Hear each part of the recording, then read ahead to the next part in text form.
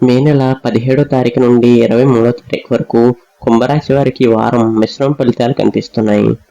చాలా రోజులుగా ఆగిపోయిన పనులు మళ్లీ తిరిగి ప్రారంభిస్తారు.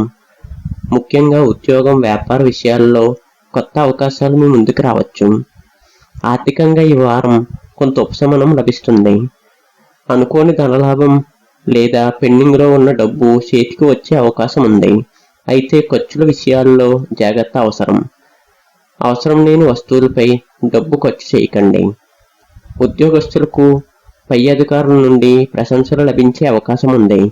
కొత్త బాధ్యతలు రావచ్చు. వ్యాపారాలు, కొత్త ఒప్పందాల విషయాల్లో తొందరపడకుండా నిర్ణయాలు తీసుకోవాలి. కుటుంబంలో శుభవార్తలు వినే అవకాశం ఉంది. ఇంట్లో ఆనంద వాతావరణం ఉంటుంది. జీవిత భాగస్వామితో చిన్న చిన్న విభేదాలు వచ్చినా త్వరగా పరిష్కారం అవుతాయి.